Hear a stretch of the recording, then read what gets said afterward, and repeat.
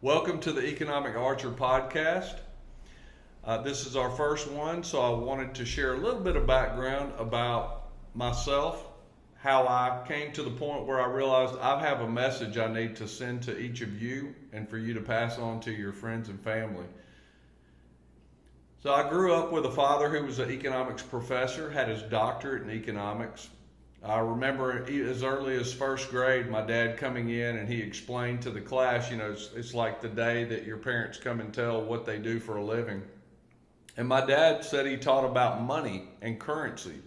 And he explained the difference. He showed a dollar and he told the class that dollar is a promissory note, that it has value as long as we have confidence in our government to pay their debts. And he showed the class some dimes. And actually, he gave a dime to each member of the class, but he asked the class, what are 10 dimes equal to? And they said $1. And he explained that if those dimes were made prior to 1965, they weren't worth $1. They were worth considerably more, because if they were made prior to 1965, they were made out of silver. And silver, whether it's made into coin form or not, that the amount of silver that it takes to make a dime was worth well more than a dime. And that we had stopped making our dimes out of silver because it cost more to make them than what they ended up being worth. So that was my first kind of real moment where I've kind of got the concept of money versus currency. Money, silver and gold, versus paper currency. And then when I was probably 9 years old, 1971, I remember seeing my dad. He was very concerned, and I asked him what's going on, and he said that President Nixon had just announced that we were going off the gold standard. Now, what does that mean? In 1971, we no longer had gold backing our currency, which means the only thing backing our dollars was faith in our government to pay their debts. And I'm going to share a lot more on that later, but just think about that. We're $30 trillion in debt, and when you count unfunded liabilities, we're over $100 trillion in debt. And the only thing that gives this value is confidence that we're going to pay back our debts. Think about that. So then I went on, and in college, I remember having an economics class, and the professor was talking about the Federal Reserve, and I remember I started thinking, like, why is a Federal Reserve that's not even part of our country, it's a separate corporate entity, why would they dictate how much money we have and how much interest we charged when people borrowed money? And so I asked the teacher, I said, so are we a sovereign country? And the teacher said, yes, we're a sovereign country. And of course. And I'm like, well, if we're sovereign, why does a separate entity that's not even part of the U.S. determine how much money we have and what interest we charge for it? So that actually led me, when I was in my getting my MBA, to do a paper on the economic illiteracy of college-educated people, because as I was interacting with students and asking them basic economic questions, it was obvious they didn't know it. And it wasn't because they were dumb, it's because what was being taught in the schools was Keynesian economics, which is all about they can control the economy, or so they say, by increasing the amount of money available or decreasing the amount of money available. We're seeing today that doesn't work. You print too much money, it causes inflation. Like, we're going to the store right now and we're seeing that our money is not buying nearly as much as it used to. And I'm going to elaborate a lot more on that in the future, but that's kind of a little bit of my background. Now, I've spent the next 35 years after college working in insurance, working in the pharmaceutical field, and I've seen a lot of things that have reinforced those things my dad taught me early on. But even the things we're going through right now, like I just spoke of, inflation. My dad told me when we went off the gold standard in 71, he made the point of saying, in my lifetime, I would see the value or the purchasing power of this dollar decrease substantially, and eventually I would see this currency be worthless because it wasn't backed by anything. And I remember thinking back then when he shared that with me that didn't seem very realistic, but then look at where we are today. We see our currencies buying less and less. You take the same amount of money to the store each week, you're coming back with less and less goods.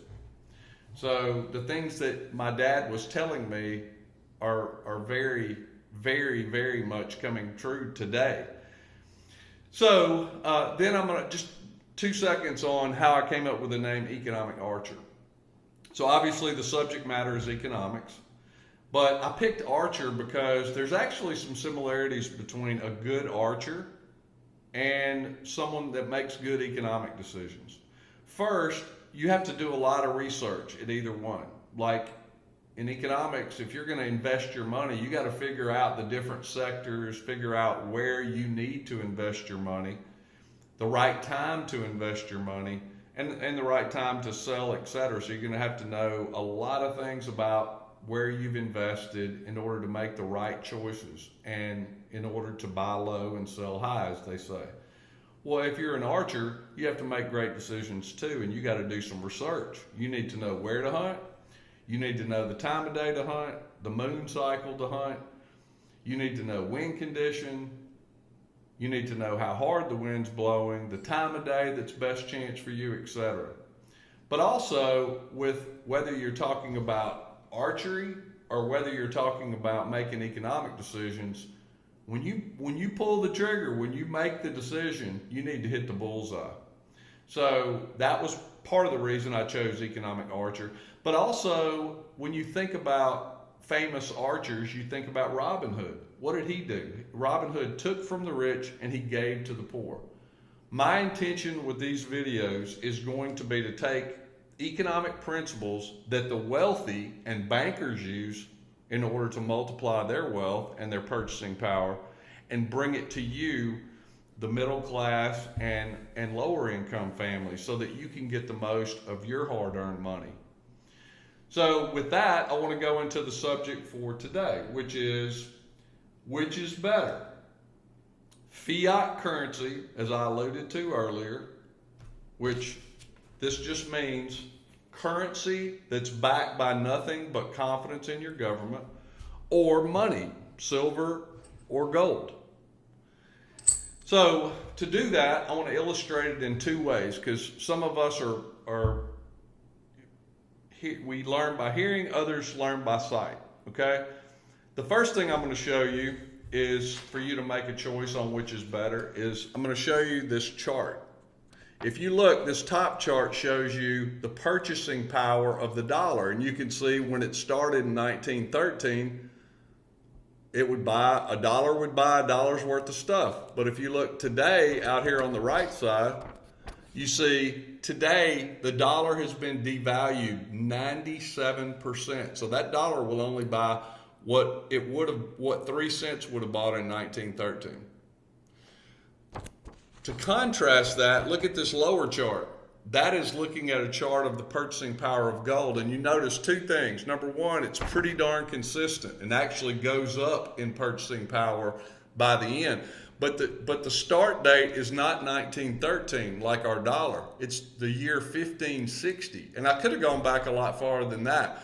But this illustrates gold has been money for thousands of years, where our currency's only been in existence since 1913. So you got a long period of time to see whether or not it holds its value. This chart looking from 1560 to current times, you can see gold has held its value. But I want to give you another example. If you go online and you pull up, just Google it, the purchasing power of a dollar in 1913 compared to now, you'll see that what you could buy for $100 in 1913 today would cost $2,920. So it takes 29 times more money to buy the same amount of goods that you could buy in 1913. Now let's contrast that with gold. Believe it or not, in 1913, if you had a $100 bill, it would buy 5 ounces of gold. Today, 1 ounce of gold is worth $1,850, that range. So, remember I told you fiat currency has lost, it's made it to now it takes 29 times as much money to buy the same amount of goods. Gold, it takes 3.22 times less. Or you could look at it like it buys 3.22 times more today. So just let that sink in for a minute. What do we want to invest our money in? Something that even is set up to lose purchasing power year over year over year. The target for the Federal Reserve targets 2% inflation a year. And if you say that differently, they're targeting to lose 2% of their buying power a year. Gold, if you look since 1560, I just showed you on a chart, it's gone up in purchasing power over that time. So when you're deciding which of those two, where you would want to invest your money, clearly, if you look at which one's going to keep your purchasing power, it's gold. And there's two other things you look at when you're choosing between two things like fiat currency and you're looking at gold, is you want to look at, are they both a unit of measure and a medium of exchange? And obviously we've proven since 1913 that whether the dollar is backed by gold or it's not, it will serve both of those purposes. So what I want you to take away from this video, fiat currency or gold, the answer is a resounding gold. Gold will maintain your purchasing power. And the same thing with silver. In fact, if you look in the Constitution and you read on what is money, according to the Constitution, it's metallic. And what I'm really needing to stress to y'all is we are at the end of the life cycle of our currency. And when you get near the end of the life cycle of a currency, just remember this. The only thing that if the currency falls and goes to zero, which my dad told me you're going to see it one day, and there's been 4,000 currencies and every single one of them, if they're fiat, if they're not backed by anything, their eventual end is to be worth zero. If everything you own is in currency, at the end of the day, you're going to be left with nothing. Whereas if everything you own is based on things that have value, gold, silver, there's other things that will hold value as well, then obviously even if the currency falls, you're still going to have your purchasing power. So hopefully I've left you with a key thought there. I want to also point to a couple of things that just on a little bit of a lighter side. I included, when you see at the end, when you go on our site and you look at show notes, you'll see a link there for the gaffes for our current president just for last year. And it's sad and humorous at the same time. It's humorous because some of the mistakes are just glaring. It's sad from a standpoint that, remember what I said, this only has value if you have confidence that in our government. And if you watch that video and you walk away from it with confidence, all I can tell you is you may not be thinking the right way.